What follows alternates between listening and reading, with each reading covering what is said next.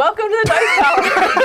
That was planned well. Yeah, rock, paper, scissors, I'll host. Okay. Welcome to the Dice Tower. I'm Camilla. I'm Chris Yee. I'm Joy Evans. Yes, he is. And we are going through our top 100 games of all times right now. I feel like I need that qualifier on it today. It's like, this is my top 100 games of all times as of this very moment. As of, I mean, a few weeks ago when we put together the list. That's right. Like, Yes. Yes, for sure. It is funny going through it like week by week like this. You're like, okay, yeah, this is number 72. Sure is, you know, it wouldn't be different today. Right. Also, did I forget the game? Oh my gosh, like all the ones already that I'm like, I forgot the game, or I didn't realize it had fallen off. I'm to that point now that I realize what's falling off, and I was like, oh my gosh, how did such and such game not make it? Or I know there was one that Wendy and in the Wendy, Roy, and Jason grouping, they were talking about a game, and I'm like, that's not on my list this year. I completely forgot. I looked it up, and it fell off, and it was very disheartening. So I had a donut. It was good. It was good. Gotcha. These hearty things are good for you, right? Yeah. Like, I get a donut. Wow, that's awesome. The Pavlovian training is paying off very well.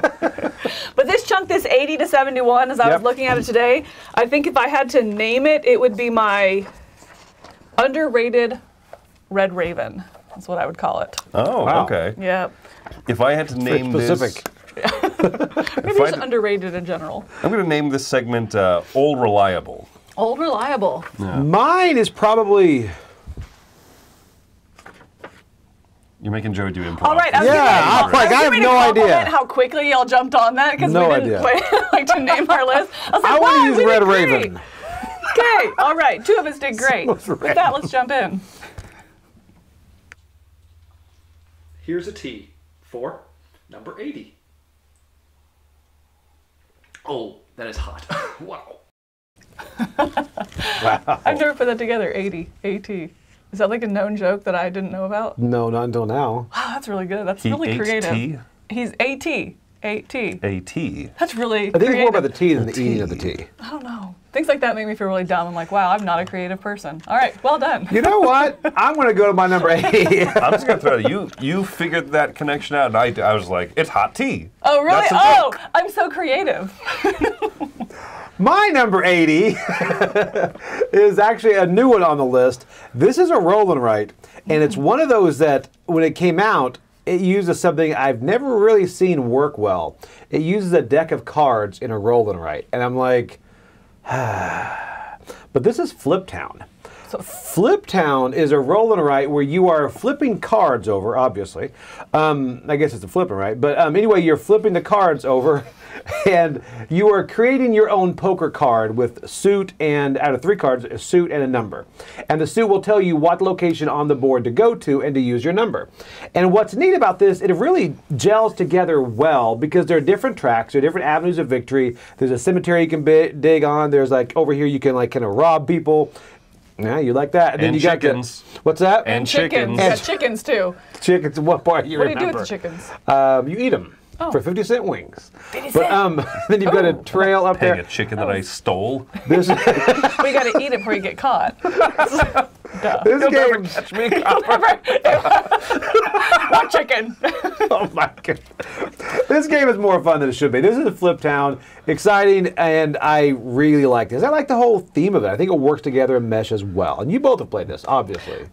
Obviously. Obviously. Oh, because they're Clearly. chickens. Yes. Yeah. Yeah. Yes. It's great. It's great. Yeah. And so when you said this uses a deck of cards that you haven't seen that work before, you mean like a playing card, Like a like standard deck. Poker. Right. Yeah, like, I'm right. sorry. It took a minute for me to I pick up on hate that too. I was any like, games with cards. No, this is The like... truth is finally Yeah. exposed. I always viewed like playing cards as lazy. I'm like, oh, okay, you just use playing cards in it. But this one, it really works because it has that kind of Old West poker style theme, but it also uses the entire Yeah. board. I agree. Yeah. I like it. yeah, So it's Flip cool. Town, my number Very 80. cool.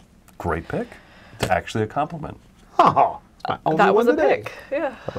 Wow, hateful. All right. My number 80 is starting off underrated Ryan Lockett games, and that is going to be Islebound. This is so pretty. It makes me happy. That's not what I like best about it. What I really like about it is it has the feeling of these little micro turns that you're taking as you're going around, you're sailing around the board. But there's some interesting decisions as you go to these different ports if you want to try to conquer them. So you go through and you are going to maybe hire pirates or sea monsters in order to try to take over the towns. Or are you going to try to influence them and go up in the political game, all trying to just get this infamy as you're going through and building your empire, I guess. And so I just find this to be very in the genre where there's so many different things that you can do with the city. You know, am I going to take it over? Am I going to conquer it? Or am I going to influence and partner with them? But yet it still manages to feel important what you're doing, but also just light enough that the game flows really well. So I just find a really good cadence to this game. It keeps going because it is a lot of little micro kind of decisions that you're making in micro turns. It's just really, really snappy turns, but it feels like a full game behind it. I really enjoy it. Would this make a good live play Catch-a-Palooza? Oh, I think so. Okay. Yeah, because again, it's highly interested. Yeah, because it's not that like head down thinky. You feel like you have that. You have that feeling of I put a lot of thought behind this turn and exactly what I'm going to do and what I'm going to build up to and what direction I want to build up in. But yet it runs really quick. Nice. So yeah. So I've not played this either. It's really good. It's underrated. I love it. Number 80, Islebound. Underrated by Unlock It. My number 80 is, I don't know. I'm going to say an underrated Reiner Knizia game, but depending on who you ask, every Knizia game is a work of brilliant genius. So my number 80, though, I've heard. is, it goes by two names. It's either called Escape or Rapido. This is a push your luck dice game. I have Rapido up there. This is what I picked up myself.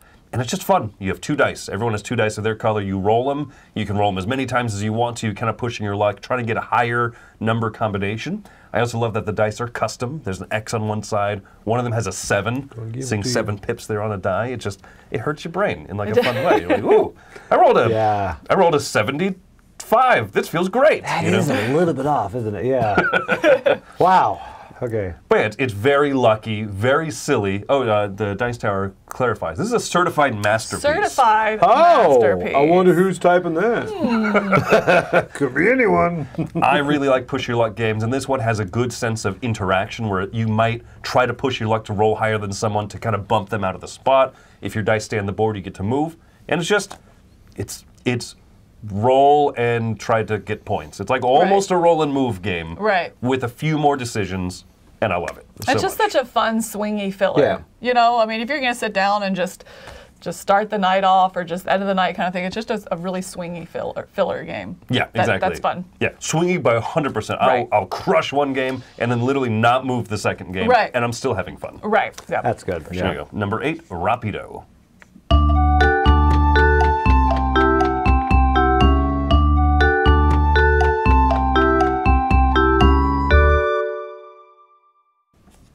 That's quality. Do you need a moment? Guys, I might need a moment. That was pretty cute, right? That was too much cuteness. Right? Yeah. What? I know. I kept thinking he was going to die at the end. I was like, is it going to happen? What? Yes, he built the tower simply to jump. Yeah, I mean, they put a weird tail on the otter, but you know, other than that, it was super cute. That was a what? What was it? I don't know what it was. All right. What's the matter with you? All right. At number 79 is a game that I think I don't know if it's nostalgia. The game's got its faults. It's unbalanced. You can lose really quickly, but it's fantastic. And it's Betrayal at House on the Hill. Yes! This is one, you know, when you have your top 100 games of all time, you defend them, right? You're like, no, this game is good. This game, people will walk up to me and go, it's so unbalanced. And I'll go, yes, it is. Yep. Because depending on the haunt you get. Right. And they're like, it's so broken. And you're like, yeah. Yes, it is. I know. It is broken. I mean, you can get the haunt and you're like, we're all going to die. Yep. You know, but that's how movies happen, you know? That's how stories happen. That's where life comes from. That's experience. It is. Makes you stronger. Just watching that cartoon thinking it could get the haunt at any time, you know? I will say that this is not what I would call a good game. It's a good experience. But it's a great experience. Yeah. It is. Yeah. And because of that, yeah. And I always say 100% of the time, the person that's the least experienced gamer is going to be the haunter. Absolutely. Every Absolutely. time. I don't know how they work that in there, but it's pretty clever the way they make sure that person is always one in charge. Well, that's what I like about the Scooby-Doo version, is you then get to choose. I think actually sound game mechanisms actually play tested and to see if it's broken and functions. That Who one has time comes out for on that? top, you know. But this is still the go-to. I love it. It just fell off my list, and you made me so happy, Joey. Thank it was you. fun. Yeah, it's so Thank you. good. That's my number 79, Betrayal. All right, my number 79 has a Lazy Susan, and it makes me happy. Ooh. It's Planet Unknown. I was like, is it a different one? Nope. It is the one with the Okay. Lazy Susan. No, I really enjoy this kind of the terraforming this planet that you're on, and you're doing it with these polyominoes going through, and so you're trying to build these tracks and sending out your rovers, and you're terraforming and getting yourself stronger and deciding how you want to develop. It just makes me really happy, and what I love the tension of the turn when it's not your turn, because you get to choose one of the polyominoes, and then everyone else has to take one of the other sides, and you're like, just keep going. No, you don't want that one. You know, and I always find myself leaning, you know, like helping them and, you know, giving subtle hints like, you want to keep going. You know, it makes me so happy to play this one. It's just that tension on the turn. Yeah. It's like when you're playing Mario Kart and you see the people yeah. leaning into the, you're like, that doesn't help. Yeah, But right. I know that you're doing it like, for a reason. You got it. You will do it. You know, but yeah, so there's just a lot to do when it's not your turn. On your turn, you feel so powerful. You're like, I can choose any of them. You know, and it's just a really fun time. I like on your this one a turn, lot. off your turn, and it's polyomino fun. So yeah, You've got really a enjoy it. rover. You get a rover. I mean, it's You get pretty cool. Multiple Yeah. rovers, especially then when you play with the other side, the upgraded, so you bring a little bit of asymmetry in it as well, and that really just ups the gameplay and the decision space. So yeah, really enjoy Planet Unknown. And you haven't talked about the tracks.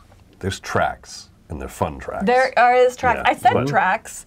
I didn't talk. I didn't. Yeah, yeah. All right, let me. For brevity, There are we can't tracks. talk about every part, but yeah, no, it's a cool game that those Yeah. two parts are so intertwined well. Right, Yeah. and then the combos. I didn't talk about the combos. You didn't call me out on that one. You go up the tracks There's and no it combos off of. So many combos. It's great. She mentioned the rovers. Got I'm a good. Lazy Susan. Yeah, Planet Unknown's a solid game. My number 79 is last year when we did this, I mentioned it, and I had assumed that this was not at all your type of game. Uh-huh. And then you said, no, I think that this is the one, right? My number 79 is La Granja. This is the dice drafting game that... Does this one ring a bell to you at all? No. Oh, no, I think it was a different list. I talked about Whoa. how Oh, we it was decided for- Wendy. Just kidding. I think I was talking about how excited I was. There's a second version that's coming out called El Burro. And I think that you were interested in that one. Oh, okay. Maybe that's what it was. But Maybe, yeah. No, I don't know this game. This is a great I mean, dice I've heard of it. drafting game. It has a lot of multi-use cards, so your board there, you can tuck a card in the top as a contract to fulfill, in the bottom as a player power, on the left to kind of grow your farm, or on your right as like more actions and stuff. And then you draft dice in the middle. It does this great thing where each of us will draft 2 dice. Whichever one die is left over, everybody gets that action. And so Okay. it's not just multiplayer solitaire. There's a lot of like hedging. Okay, I'm going to take this die because I bet Joey doesn't want that last one, I so don't. I'll get this third action that I really want, kind of a thing. And then yeah, it's a lot of contract fulfillment, it's a lot of heads down stuff, but it has the right amount of you care what other people are doing. So there's a little bit of tension in the players there. So you're not necessarily doing something on their turn, but you're invested because it might trickle effect. Exactly. This one's been as high up on my list as 34, 42 the year before that, and 79 now. I just haven't gotten around to playing it much, but there is the new version that just came in called El Burro, and then there's also a deluxe box from this that just came out from Board and Dice, and so I want to dig into both of those, and maybe that'll kind of we'll see where it sticks over a few years. But yeah, Nice. Number 79, cool. La Granja. Hola Dice Tower, saludos desde México. Yo soy Dan, esta es mi mesa y este es su número 78. That was fun. That was awesome. That was really cool. Yeah. Catacombs, right? That the flicking is. Oh, I love Catacombs. I haven't Speaking of played which, that yet. Oh? no. Is it? That would have been awesome, though, Oh, right? that would have been fantastic. That would have been so smooth. Oh, I was almost impressed with you. No. You lost your chance. It does start with a C, though, huh? That's the start. It's a start. All right, my 78 is Chronicles of Crime. Which one? Well, I like all of them, but I put this one on there. But I like 1400. I think is my favorite. But because I assume you just have one entry for all of them, yes, right? You didn't rank them. Yeah, I didn't split them up. Yeah. I love this system, and again, especially if you can cast it into a TV. I mean, initially playing this, just the investigation itself. You know, when you can cast that to a TV and people see different things. Now for me, I like to play this 2 players. I think past that it might get kind of maybe up to 3 slow if you have a down. good balance with the Right. 3, but yeah, more than that, no. But it's just so fun to be able to go and just go through and just. There's so much to explore in all of these. I haven't even, had the tip of the iceberg in any of them. But 1400 is my go-to, but I like the original too. Why do you like the 1400? I don't know. I like the era. This one I like the expansions. For all of these. So it's just I haven't played the futuristic one yet. People say they do like that, but I don't know. I like the era of the 1400. Well, 1400, you have the dog that you can send out, right? dog, It's like, yes. here, smell this. He's like, okay, and he goes and finds somebody. Yeah, That's how dogs the work. reason That's you like what- that one, is it? The dog. yeah, it's not my favorite though, actually. Which one's your favorite? I can't tell you. Oh, I might be able to tell you in a couple weeks. Okay, all right. Oh, okay. More games need sniffing mechanisms. They do. They do. My number. That ended that conversation quick. Cool, just moving on. My number 78 is comfort and cozy and adorable and just makes me happy. Maybe this should have been my happy list. Hey, Roy. Here was something's Hey, Roy. flickering with the. Okay. Ooh, it's back. There we go. Yeah, it's just very comfortable, and this is Transmissions. I love that this game. Do what? Said we were getting a transmission. Oh, we were getting a getting a transmission. transmission. Oh, there we go. That's very thematic. Wow, you're a well themer. played. Thanks. Good butterfly. No, what I love about this is, as you're playing, you can't tell if the art or the game came first.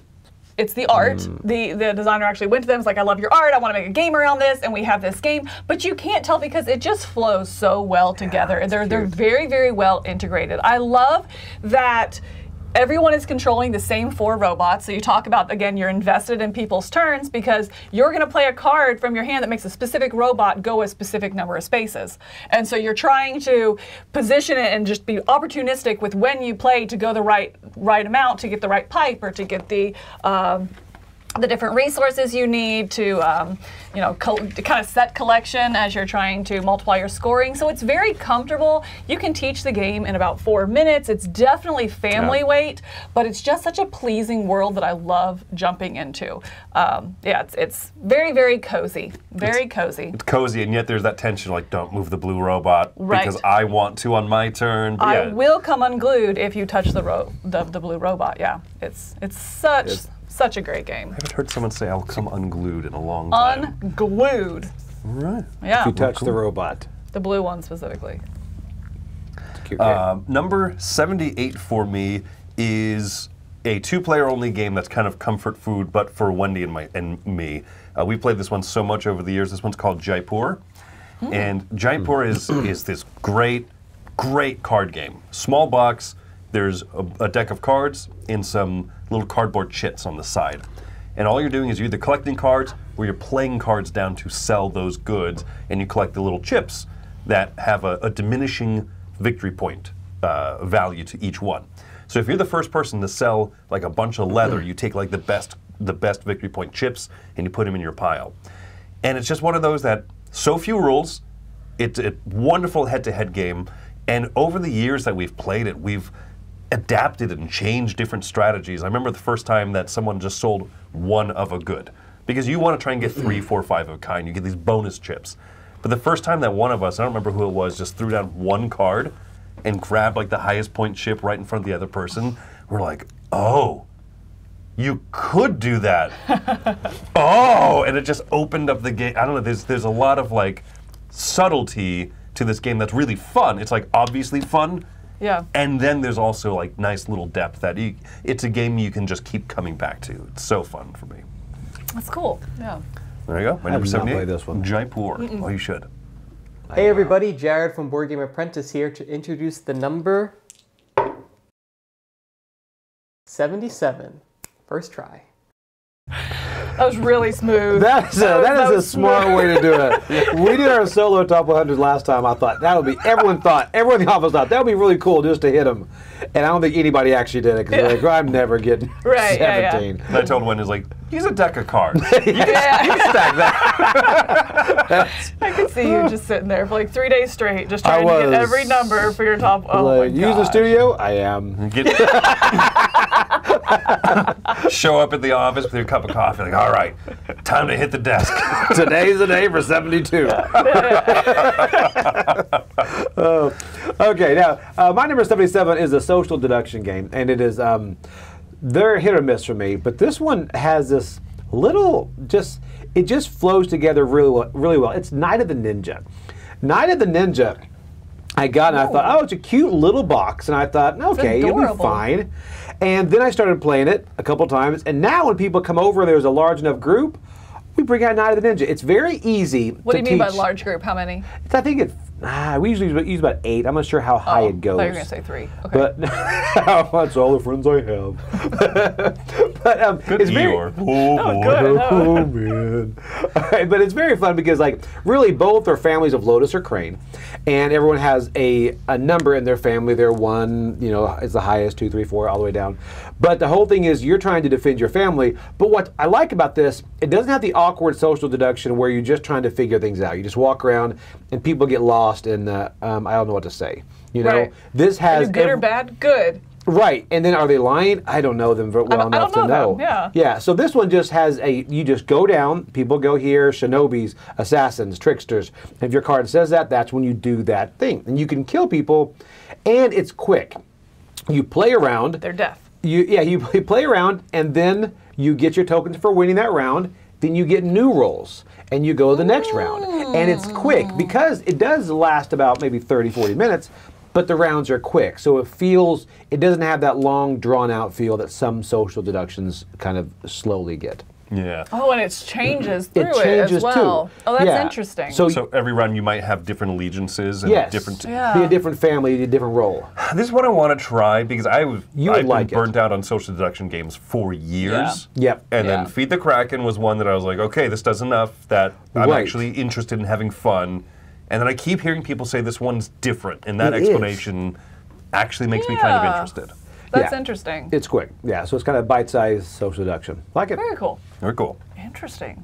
All right, my number 77 is this I think is, for me personally, Ryan Lockett's most underrated game.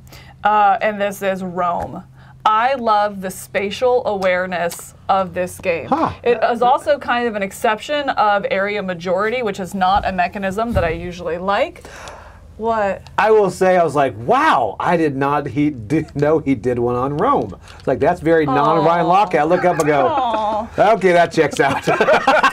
Joey Evans, ladies and gentlemen. He's adorable. Like, Stupid homophones, right?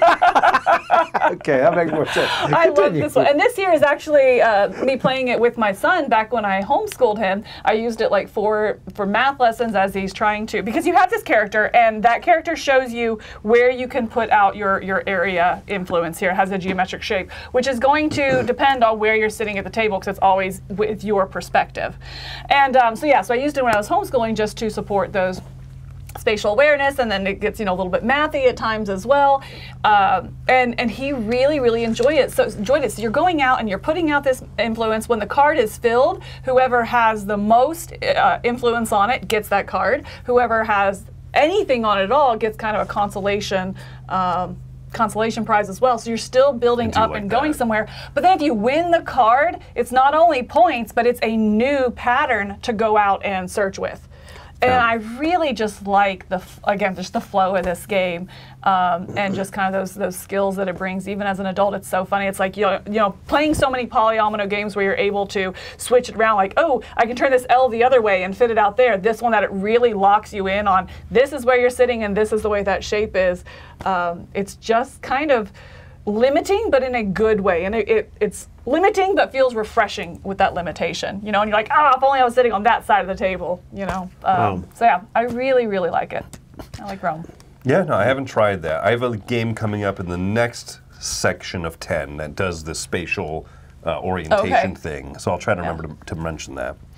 My number 77, I anticipate will be higher on your list. I don't know if you've played it. I feel like we've talked about it. This is a big story-driven game that's run entirely by cards. This is Arkham Horror, the card game. Have you played this, Joey? I have not. Ah, okay. No. I think you'd dig it. I think It's you'd so dig it good. because it's so immersive. It's very story-driven. It has been talked about a lot on the channel, including by myself. 77 this year, 74 last year, which, you know what I mean, that's barely any movement, really, especially because more new games are above it, but it stays high up. I bought a core set for myself. I bought the Carcosa expansion, and I'm kind of going through that story slowly, just kind of savoring it, because I don't want to have to buy like tons of stuff. Right. But you buy a campaign, and you're playing through this story, and it's fantastic. The things that affect the next session, the decisions you made here. Did you win? Did you win by a lot? Did you win by a little? And that can have repercussions in future sessions.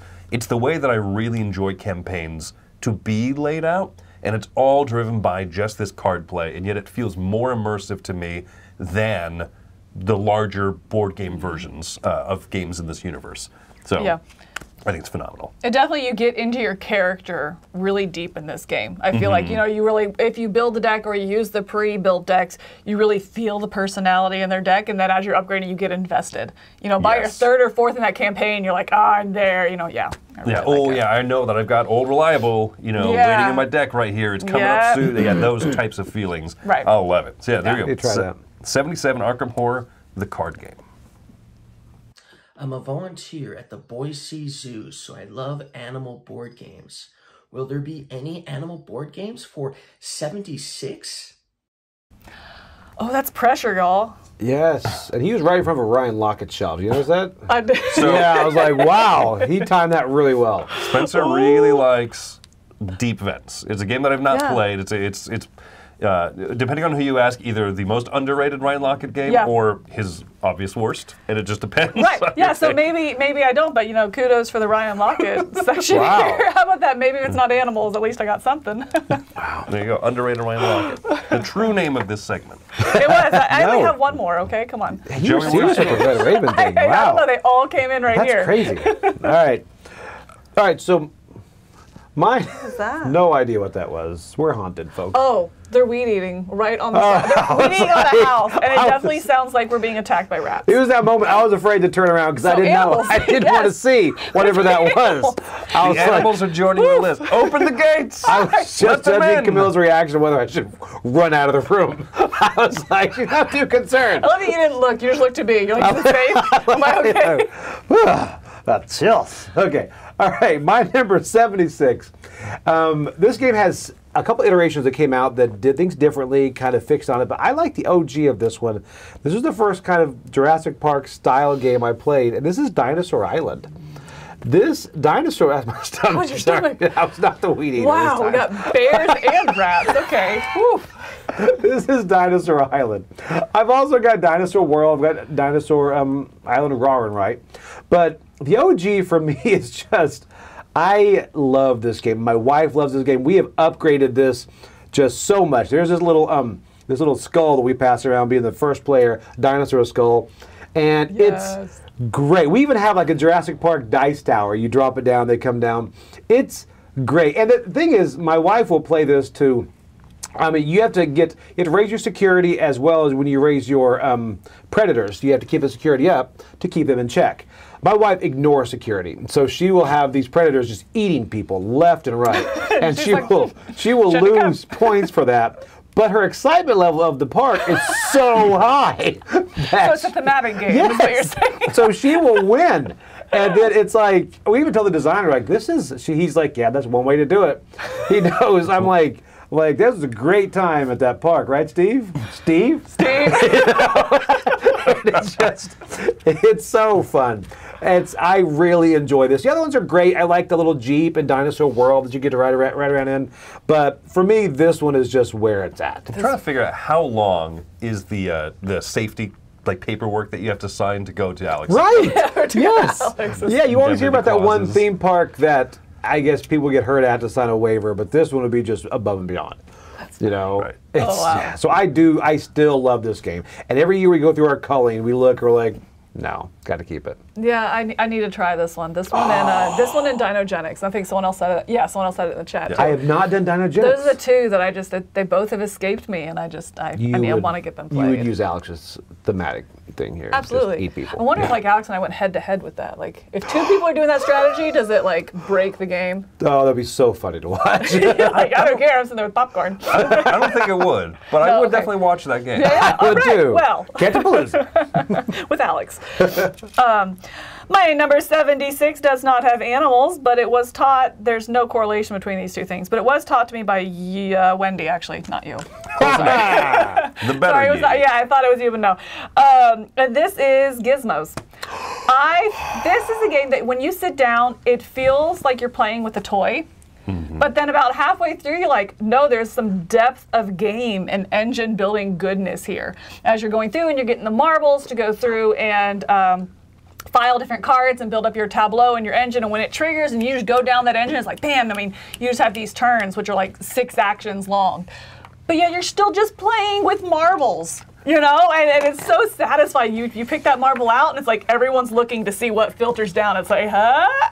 It's so much fun. I really like it. It's an activity that just has a lot. It feels like an activity, but it's not. It's a game with quite a bit of depth. When you say like you might trigger 6, 7 actions on one turn, and it's still super fast. Yeah, those actions are like, oh, and I move this here, or oh, I get a marble. It's like, again, back to kind of the aisle bound where it's like those little micro actions that are really quick. So it's still just snappy. You don't get caught in a slog at all. And it's tactile.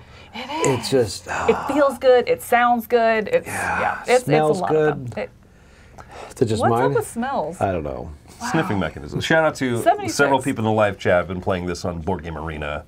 Okay. And I know that it's popular there, so it's great. Okay, nice. Yeah, good. a lot of fun. Oh, but you can't touch the marbles. This needs a good expansion. It's Crazy. time. I wish, I mean, seriously. come on, guys. I agree there. My number 76 is another push your luck game. I guess that also could have been the theme of this chunk. There you go. Yeah, but there's higher ones up here. One of my favorite push your luck games that you can teach by taking your first turn is Dead Man's Draw. This is such a fun pirate-themed game. Cover. Yeah, there's been a lot of different covers and editions of it. It actually has a new name. I think if you look it up on Board Game Geek right now, it got re-released by, I think it's like a French publisher with a cartoonier look and everything to it. But I have this one. I love this one because it's just piratey enough. Yeah. Flip over cards, don't bust by getting 2 of the same suit. But every suit does something. And a lot of them do things that I should hate in games. So good. Blow up someone's car. It works though, right? Right. Blow up someone's points that they have, right? But then on their next turn, they're going to flip over cards and be like, oh, well, I'm going to steal this one from you and activate it, which allows me to play a card that I've already scored, put it out here, and now I have treasure chest and a key, and I draw like 5 bonus cards. I don't care about the one you blew up anymore because you just keep getting more and more stuff. It leans into that piratey kind of theme. And like I said, it should bug me, but it's so light and frivolous and funny, kind of like you're talking with Rapido. It's like swingy filler, right? All right, maybe. Okay. Yeah. This one. I'm hesitant. This is a good pick. This, if I would have thought of it, would have been on my list. Really? And you could even take 2 decks. We've taken 2 and combined them and played a larger group game. Oh, wow. And it's Interesting.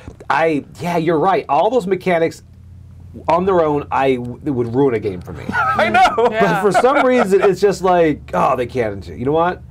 We'll get you back. And it's just so, it works. It clicks. I don't want you give it a try. Yeah. I think it works because you're still netting positive. Right. After, you know what I mean? It's not like, you took the sword, you stole something from me, and I'll never recover from this. Okay, I think that's it. If like you blow something up, it's like, cool, well, I spent 6 turns going into that strategy, and now I'm back to square 0. That's what it like really irks me. Correct. Yeah, that won't happen. Irks says, that's square 1. a lightly. You will come light way to unglued. say that.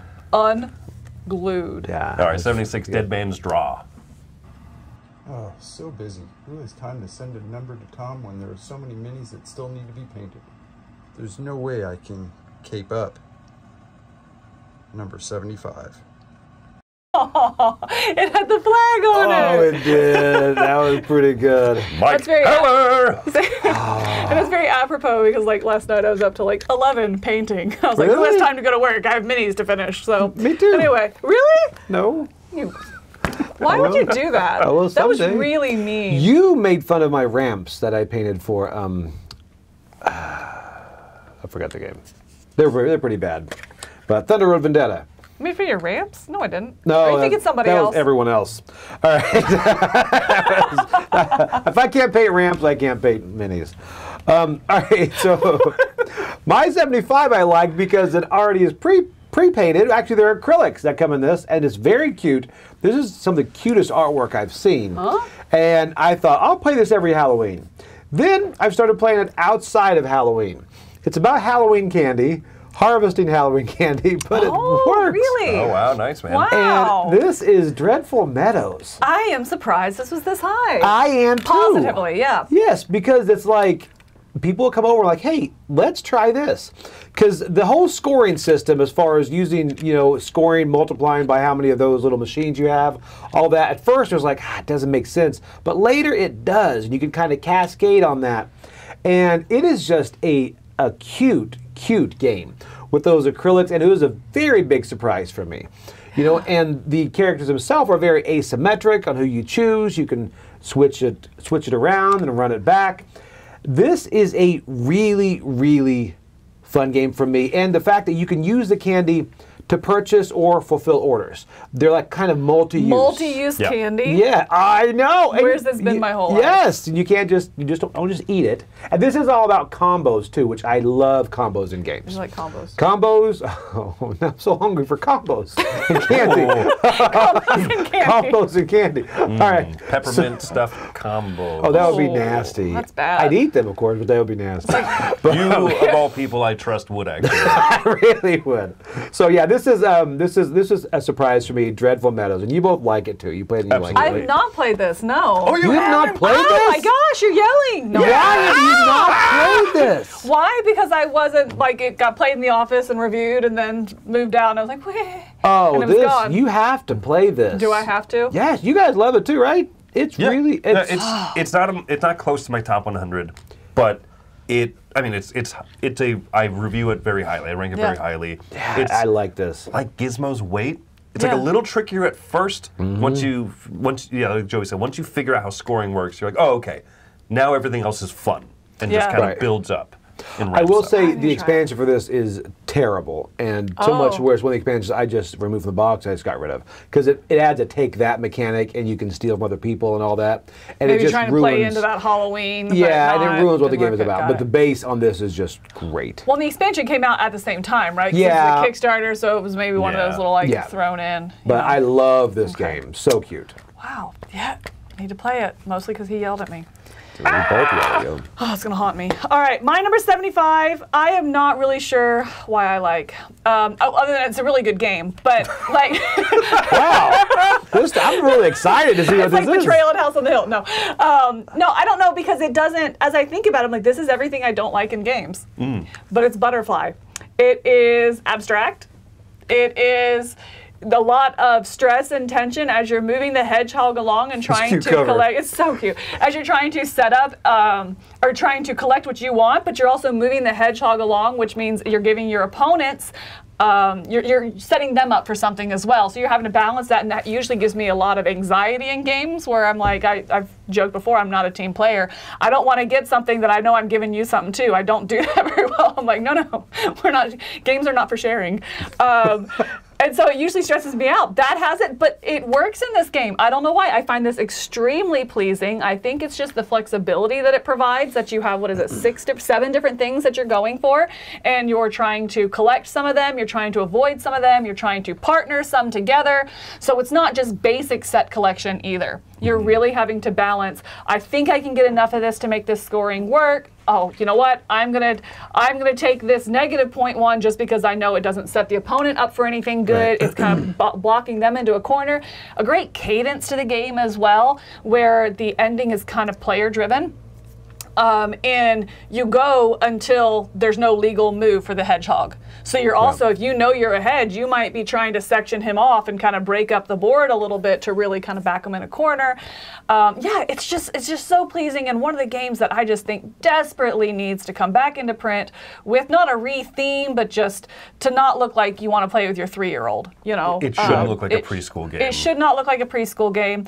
And yeah, so it's an abstract that's like a set collection that I absolutely adore. So you taught this to me, and I think that this is phenomenal. This is an amazing game, and it's underserved by the presentation and the fact that it wasn't really marketed correctly. Right. Yeah. Yeah. And again, it's one of those like, I don't like abstract games. I don't like giving opponents stuff. This one sings for me. It's the exception to so many things, and why it's like, I don't know, but it does, and I love it, and I think that it just hits with so many different groups, you know, myself to include, who wouldn't typically like it. So my number 75 is Butterfly. Vastly underrated, but not by Ryan Lockett. Are you wearing Red Raven earrings right now? Like, I am. Okay. Yeah, I saw those a second ago. Yeah, I know. That's, well, they're actually cardinals, but yes. They're cardinals. Yes, they're yes. close enough. Which is basically a red raven. Yes. Yeah. Yes. Do I? Yeah. Shout out. You're to... kicked out of the Ryan Lockett fan club now. Wow. All right, my number 75 is I would call this a tried and true classic. It just got reprinted in a line called Classics line. This is Gold West. Oh. This is one that we did a Catch-A-Palooza on, actually. I think that you had played it for the first time. I believe so. Yeah, I'll know when I see it, if that's what I'm thinking of. Yeah. Yeah. Yep. So this is a Western-ish themed game, and it's more abstract, really, but it has a little bit of idea where, as you collect resources, you put them on this track on the side of your board, and you kind of Mancala them down, and it represents, like, panning for gold. And just like those little touches I like. So you have to sit there and strategically think, how am I going to lay out the resources that I place out, because the stuff that falls off the board I can use for actions now, but you're also setting yourself up for future actions on that little on that sluice box. And I think that's great. The board, sluice box. Yeah, the board has a nice positive sense of interaction amongst players, but then also they'll get in your way, so you have to kind of really think about how you're branching out there. This is a brilliant game. I'm glad it's come back into print from Trick or Treat Studios, and I really want to try that new one with the Vincent Dutrait artwork. As for right now, though, this is the one on my list because this is the one I've played, and I've played a lot. I really like it. Yeah, it'll be fun to compare the two, and like you said, bring it up with some of the artwork and stuff like that.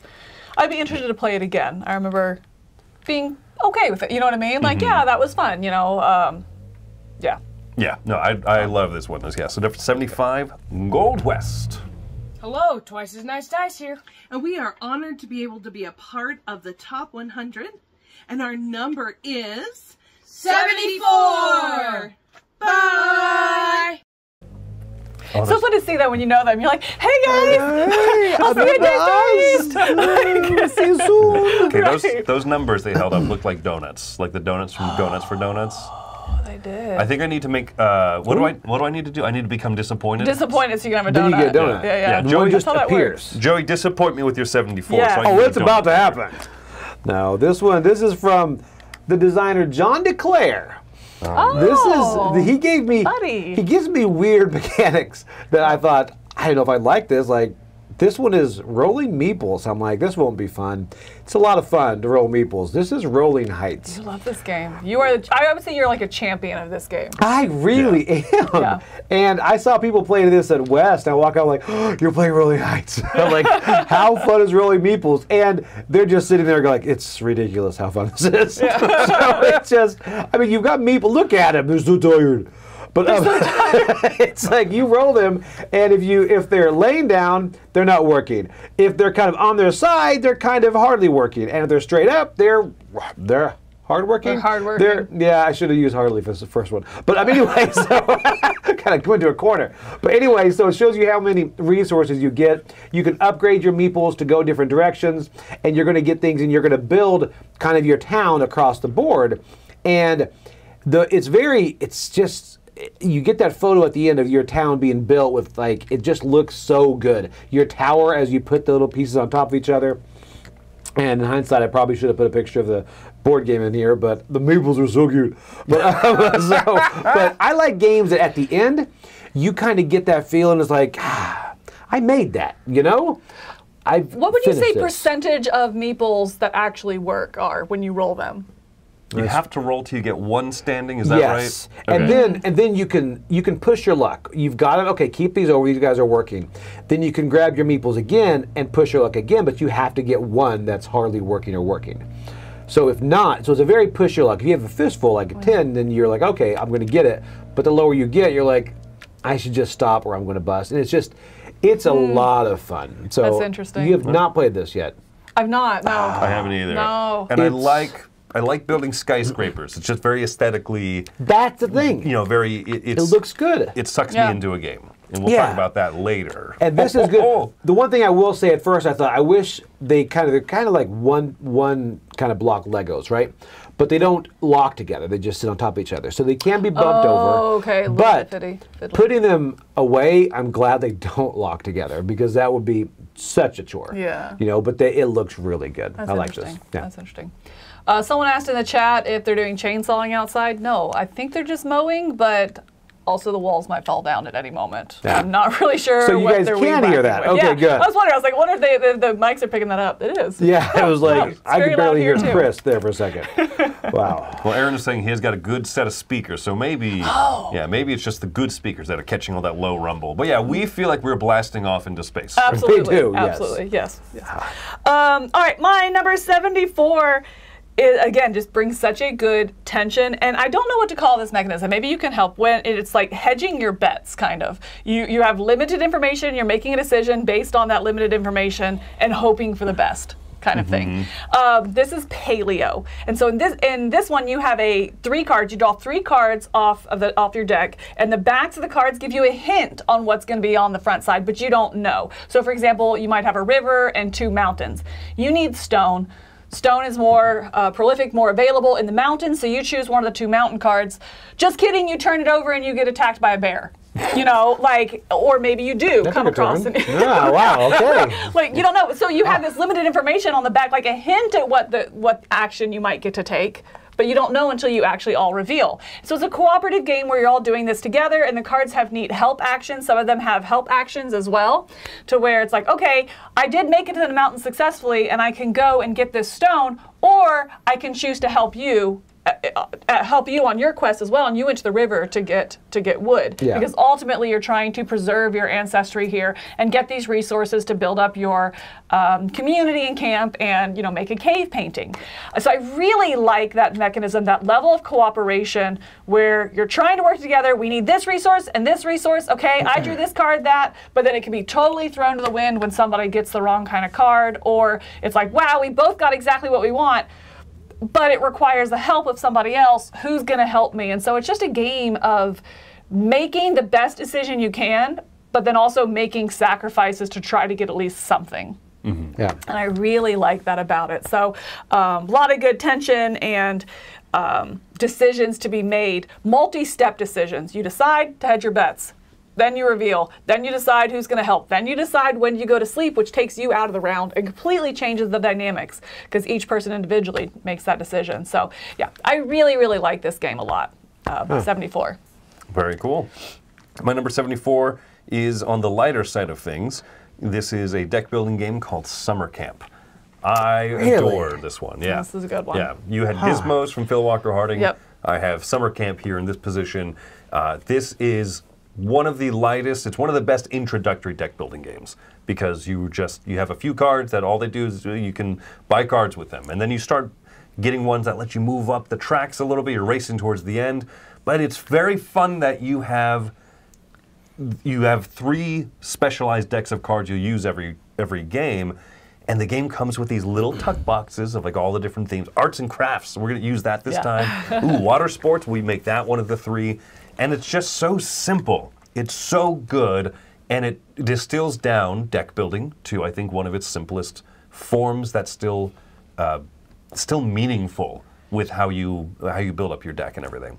So I like the racing. I like the little classic Phil Walker Harding touches where there's excitement to be the first one to race straight across or to move all 3 of your people kind of equally and collect bonuses different ways. I think that this is one of his best games that he's come out with in quite a few years. It's a good mesh of mechanisms. You know, it's Yeah. a racing game that doesn't feel like solely racing. It's not a deck building game that feels solely like deck building. Yeah. You know, it has a good mesh of mechanisms for sure. Yeah, and great presentation from Buffalo Games. This is unfortunately, I still don't think is available in Europe and other parts of the world. Oh, so, wow. You Okay. know, just come visit the United States to go to Target. To go to Target, Yeah, to go to like, sorry. generic store. This at Target was grabbed by a lot of people that I saw as like gateway gamers in my Yeah. circle of friends, and all of a sudden they got this and loved it. I guess it's approachable. I haven't played Yes. it, but they say it's very approachable. It's approachable, and I think it's also just so nostalgic because, you know, a lot of us did go to summer camp and have that relation to this, but if it doesn't, it still has that, like, kid-like view of things. Childlike wonder. Right. Maybe you didn't go to summer camp to do arts and crafts, but you did arts and crafts. So it just, no matter what your experience was, it kind of has that nostalgic pull to it as well, and I think it's a very relatable game. Okay. Yeah, exactly. So There you go, 74 Summer Camp.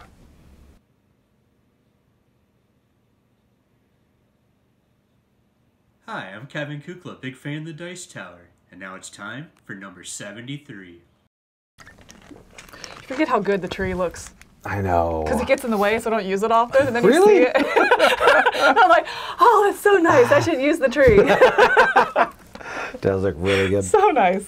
All right, my 73 is one that my wife does not like, but she will still, I know. And I just found out because we did a list on something about games I don't like, and she said this, and I'm like, really? But we play it all the time. She's like, I know. Things I do for you. But this is what we do, again, play at parties and things. This is Deception Murder in Hong Kong. Oh, I'm with Alex on this one. Really? You don't like this either? It was on my, you don't remember me getting roasted by the audience? Oh. On the Overrated top games list. overrated? That's right, it was on there. Yeah. I mean, it's not just one, but you know. It's Wow, up there that's too. right. I don't know how you don't like I this. don't Is love I mean, this look, game. this is the way we play. This is a Halloween party again, but it's just it's really fun because you've got an investigator, then you've got the murderer, you could have a witness, and you're trying to communicate to everybody who's the murderer and what they used for it. And that type of interpretation I really enjoy with this game. So it's got a lot of use. I think it's great. I think it works with big groups. It's easy to explain.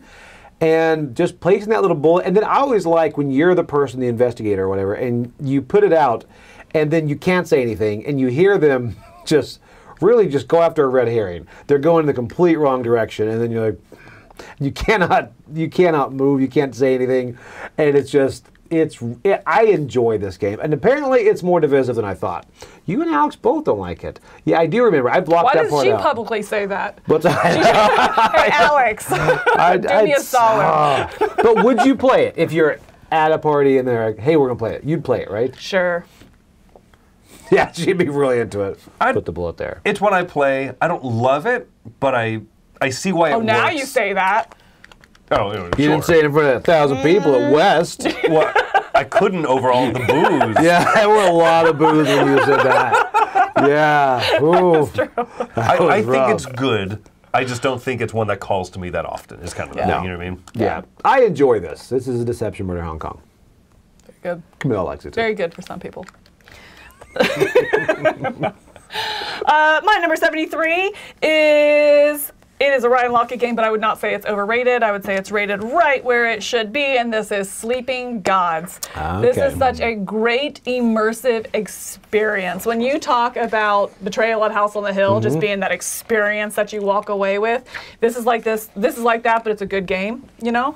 And it has like just, I love the different paths that you can go down as you are meeting different people and you're, you know, hey, do I want to help them out and go on this quest with them? Sure, I'll take the card. Maybe it'll come into play later as you're going to different locations. It just has such a great branching storyline to it, to where as you're playing, you can see the depth of the world and you really just feel, this maybe, I don't know how to say this, but it's like, you feel like what the story wants you to feel like. You feel like you are in this world adjacent to ours. It's not quite alien, but it's also not quite our world. It's like this alternate reality or dimension kind of thing that you're in. And you're like, stuff is just weird and I don't quite have grounding here, but I'm still making progress and I'm still trying to reach this end goal of getting home. And it really sells that experience. This is one of the biggest drops, I think, total on my list. I think it's been as low as like the 40s or 50s, I think. Let me see. Yeah, okay, it's been as low as 31, actually. And so it has dropped a little bit for me, and I think that's because, oh, that's what I meant. I have a note here that just says great rain, and I didn't know what I meant by that. What I meant by that was, it's a great game for a rainy weekend. Got it. Wow. This is like the time. This is like the time that Tom just wrote the word disappointment on the whiteboard in the office. Yeah. And when I asked him, like, "Hey, what does this mean?" He goes, "I don't remember." Right. Yeah. Someone keeps drawing arrows. Those are rude arrows. They're hurtful. They're hurtful. But yeah, so great rain means it's a great rainy day weekend game where you're just like, hey, this is going to be a 10, 12-hour session, and I'm here for it. We're stuck inside. We're going to have some popcorn. We're going to have, you know, other things, I don't know, and just enjoy this game all weekend. I really enjoy it. I think it's a great experience, and every time you go through is so different. Did you like Distant Skies? I haven't played Distant Skies. Okay. I played the Primeval Peril, which I think I really appreciate that more because it is so quick and it's so much more manageable down with just the two. It's 1 to 2 player only, and so you have a much smaller scope of a game, and I think that's much more approachable. I love it. That's the one that we have at home for that reason. For that reason, yeah. And I think it doesn't have the depth to it, but it has the approachability, and that's I think why Sleeping Gods has dropped, because how often do you have a game that you're going to play all weekend? Right. You know, it just doesn't hit the table as much. So yeah. Anyway, 73 Sleeping Gods. All right, my number 73. That's right. That's the number we're on. Yeah. Wow, that was a twist. That was a journey we all went on together. What's he going to say? I like this one. My number 73 is Great Rain. Now, it's this is a heavy Lacerda game called On Mars. This is one I enjoy tremendously. It has a gorgeous cover, but I don't really like the setting of this. It's kind of, you're terraforming Mars. You're trying to build up Mars to your... Careful. So in this one, it's a worker placement game. There's 2 halves of the board. One is where you're on a space station kind of doing, you know, like trying to call Earth and be like, hey, send me some more schematics. Like, we didn't come with enough plans, so please please wire some stuff over. Potatoes. And then the other side of the board, if you take the shuttle down to the planet, you're actually doing the construction stuff there. And just the fact that, I mentioned this, because the 2 halves of the board, depending on which half you're on, those are the actions you're worrying about at that time. This is a Lacerda game. It has all of the in-depth and micro rules and cascading decisions. I do this thing, which triggers this, which means that also I get this bonus. Okay, do we have to update the life support level of the entire planet? Okay, yeah. There's a lot of things that branch off of one action that you do. But because the board is segmented into the 2 halves, I find it's easier to parse and think about than some of Lacerda's other games, like Lisboa and stuff. People say that this is one of his toughest ones to teach, and I wouldn't disagree with that, but it's one that just clicks in my mind. And so it's still on my list. It has fallen a bit. 74, it was 49 last year, 28 the year before.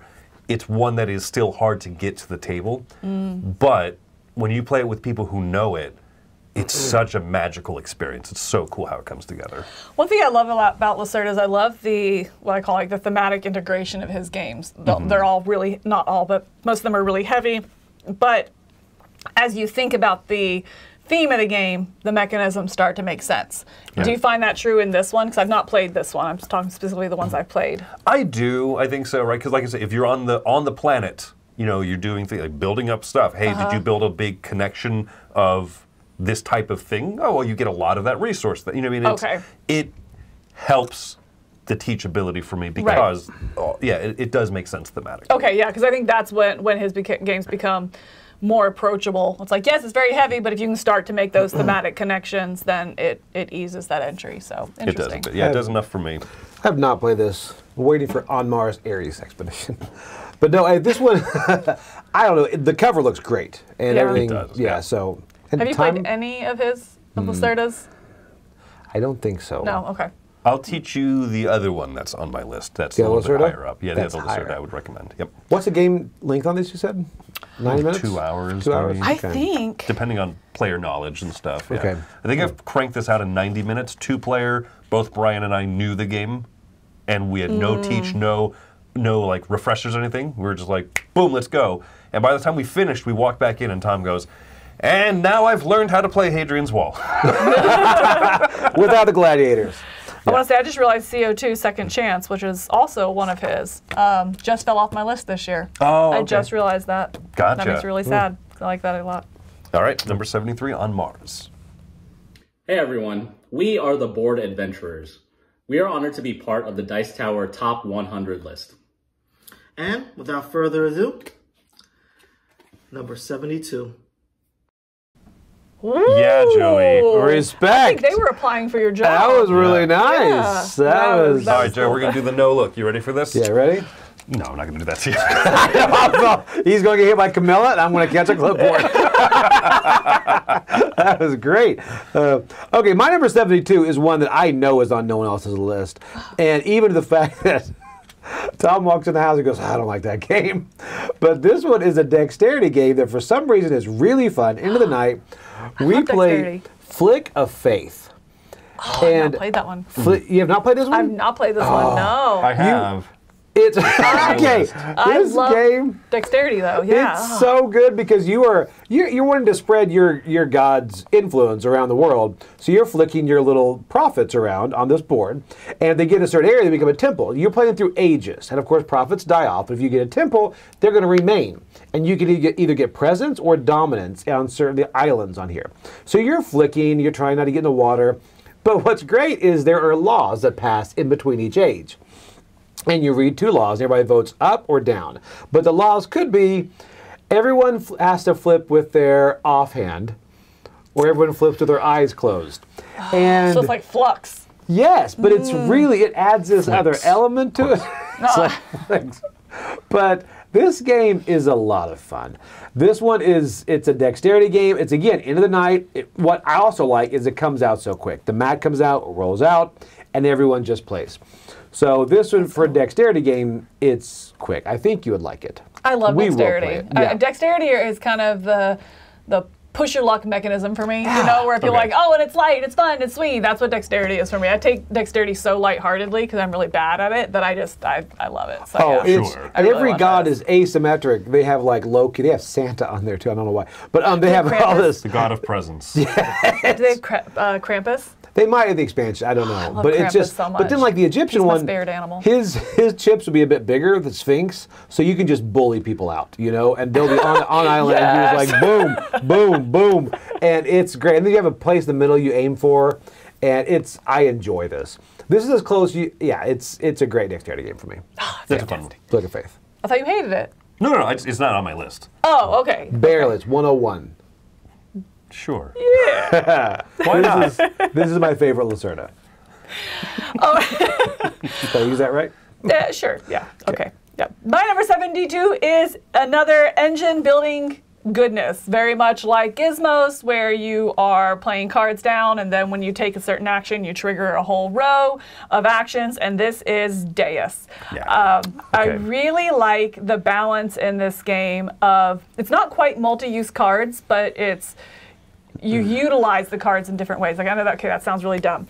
What I mean by that is they all have an action, and you can either use that card, they become like the money, I guess, kind of system, or the power of certain actions. So you can play it out into your little tableau here, so then when you build a building, whatever building type you build, then you go through and trigger that entire color, you know, those building types. Like you take I don't know what they are right now, but like a sailing action, a ship action, then you activate your whole shipyard.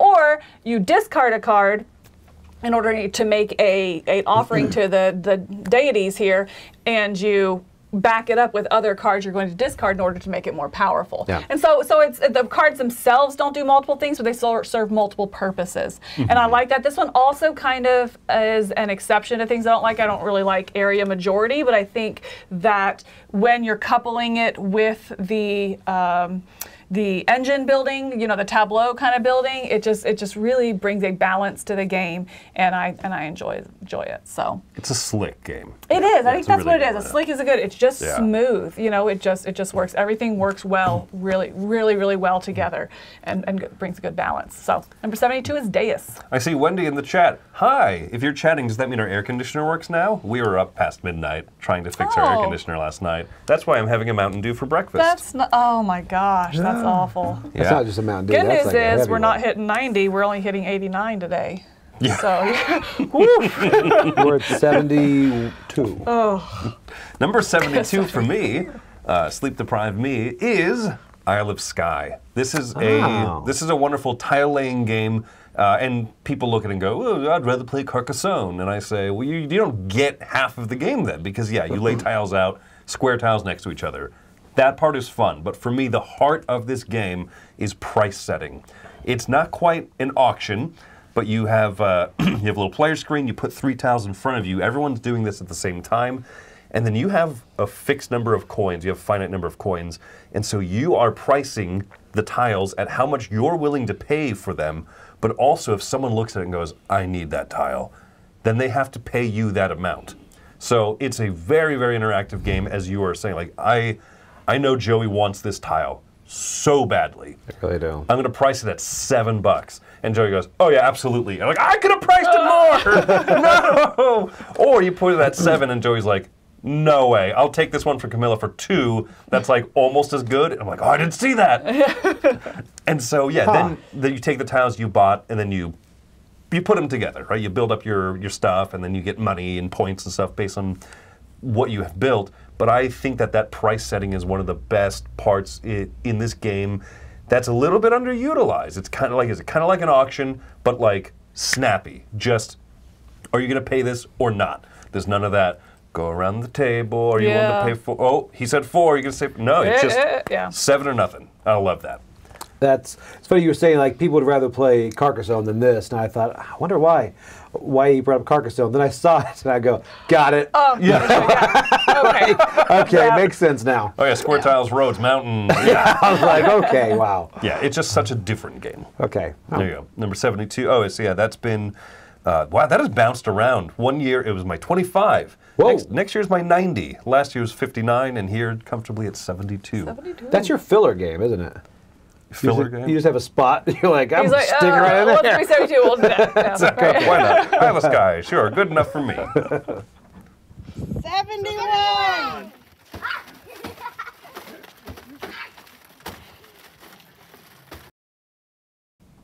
I love that child. That's fantastic. I know. Fantastic. How our balloon numbers grow up. We were just putting them to bed. Yeah. That kid is actually 71. All right. This one is one that replays Gloomhaven for me. It's got the little acrylic shrinky dinks in it, which I love that. This is Kinfire Chronicles. I thought he was going to say Gloomhaven Jaws of the Lion. No. Does that have shrinky dinks in it No, too? it doesn't. No, okay. No. This is Kinfire. This is another one that surprised me. This is a, I like the initiative system on this. It kind of keeps the game flowing. And again, it plays in a book, which I'm becoming a big fan of the book rather than the tiles that go out. This one is approachable. It's also a drip with the rules where you kind of jump into it and you slowly learn more rules. And again, there's a couple things like, number one, it's an hour play session, an hour scenario. And it's not a line on the side of the box hour. It doesn't have like air quotes hour. It's actually, this is literally an hour. And this is one of my, I didn't know how much I loved it until I played this game. When you don't complete a scenario, you still move forward. And you don't necessarily fail forward, but it'll give you a different outcome. Right. Because you've done that, and maybe it kind of skews your path a bit. Rather than, there's nothing worse than replaying a scenario, because we've all just lied and said, I'm not doing that again. I'm just going to, I'll kind of punish myself, take a card out, but I'm not playing that 2 hours again. But this game really flows. This is so good. I didn't play this game until after I made my top 100. Right. It will be on my list in future years. It is so good. I love the card play of it. And like you said, it just flows so well. I love that you take the box off, you take the box cover off, boom, there's your board. Right. It's kind of like Final Girl in that. Yeah, it is. So I borrowed your copy of Final Girl, and I was like, how do you open Still it? have it. And it just like popped off. I'm like, I broke it. I gotta tell her. Oh no. Yeah, so no, I agree. This is so good. And it's one that you'll get 4 or 5 games in, and you're excited to finish the campaign, but already I'm thinking about the next campaign. Right. So I'm like, oh, I want to try a different character because the character decks has so much personality to them. Yeah, it's so very well done. And you play another variation of this, right? Delve or yeah, so that's a standalone game. Yeah, which I have not played that one. And so, but it's the same characters, and the cards have so much personality. I will happily cool. teach that game. Yeah. It is a lot of fun. I'm impressed by this company. Yeah. Very cool. My number 71 is In Too Deep. That's the name of the game.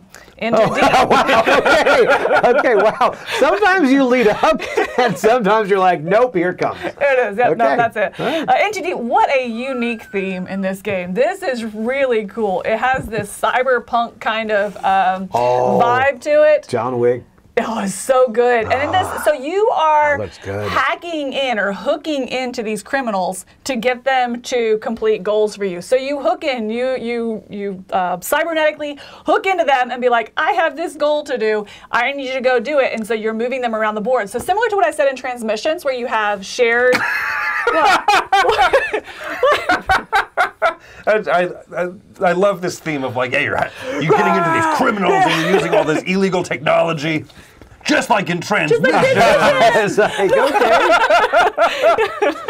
No, just like in Transmissions, where you have these shared characters out on the board. You know, kind of the NPCs, and I love that because you're hooking into them and you're trying to maintain control over them to get these goals. What I love about it is from turn 1, you are completing something. You have these hands of missions that you're trying to do, and you can hook the right criminal, get him with the right resources in the right spot to then feed back into your own network that you're trying to complete. Man, it is just, there's so much depth to this game.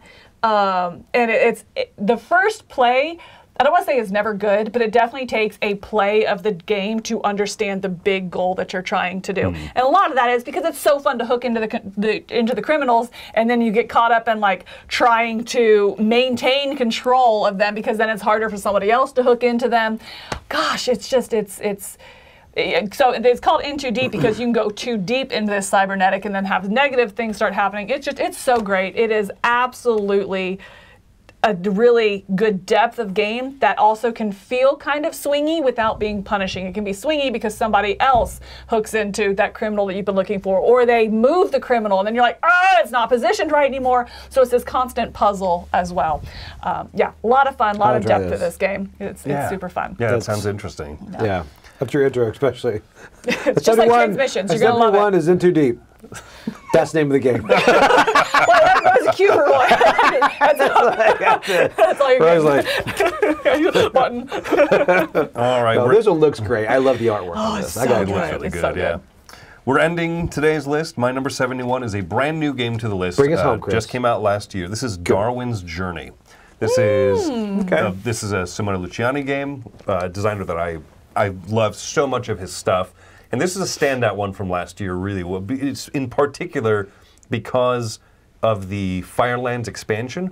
I think that the base game is very good. Worker placement, you can kind of level up your workers and specialize them in different skills, move along the tracks and stuff. But this, to me, is a game where the tracks are decently thematic. Not very, but decently.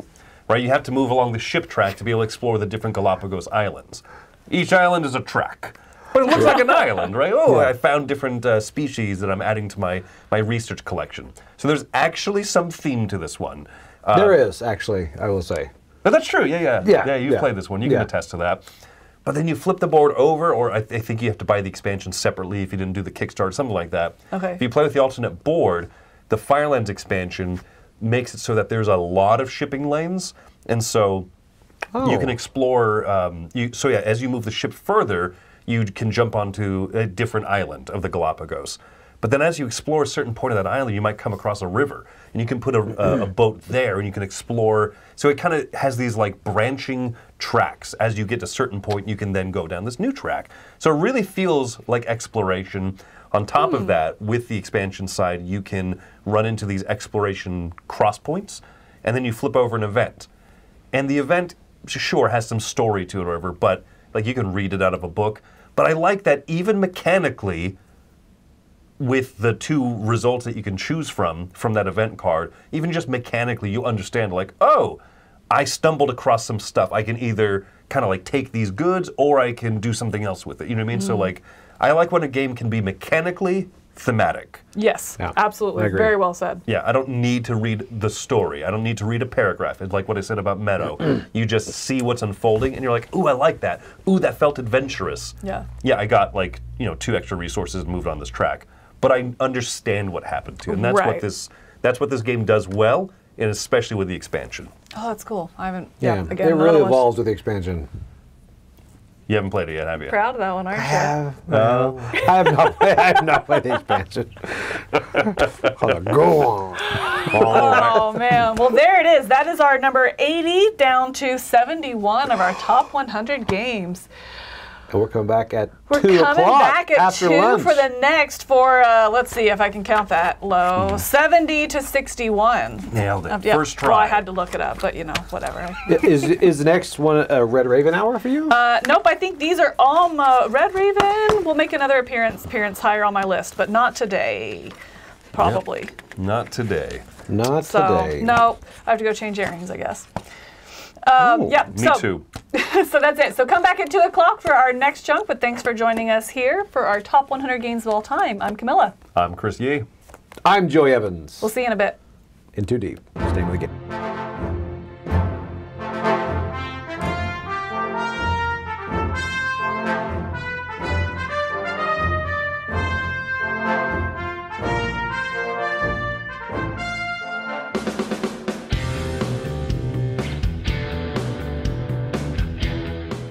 Hey folks, thanks for watching another one of our videos. If you like our videos, if you like our channel, you would love to game with us at one of our conventions. Check out Dice Tower Cruise, Dice Tower East, and Dice Tower West. Fantastic conventions where we play games with wonderful people, a humongous library, and lots of other events and stuff. Also, don't forget to check out our channel, like and subscribe. I'm Tom Bassel.